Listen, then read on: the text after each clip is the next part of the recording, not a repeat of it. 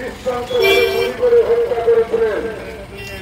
মমতা বন্দ্যোপাধ্যায় উপলব্ধি করেছিলেন সারা রাজ্যের যারা কংগ্রেসের নেতৃত্বে ছিলেন তাদের যে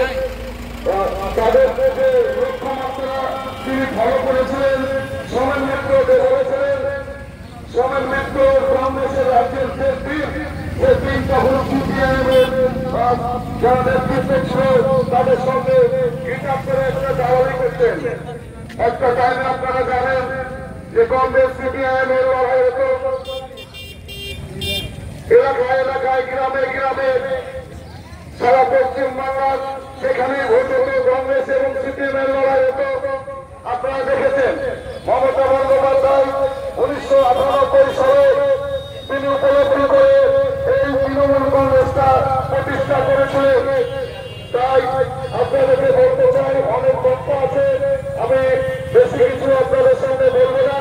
21শে জুলাই আমরা রায়নগর ব্লকের সমস্ত তৃণমূল কংগ্রেস প্রেমী যারা মানুষ, তৃণমূল কংগ্রেস যারা কর্মী, সমস্ত আমরা এক যাকে কলকাতার ধর্মতলায় যাবো।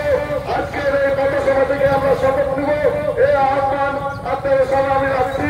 এই বলে আমার সংক্ষিপ্ত আলোচনা শেষ করছি। জয় হিন্দ, বন্দে মাতরম। তৃণমূল কংগ্রেস জিন্দাবাদ, মমতা বন্দ্যোপাধ্যায় জিন্দাবাদ। আমার নেতা, তোমার নেতা, কাজের নেতা মাননীয় সৌদি হোসেন জিন্দাবাদ।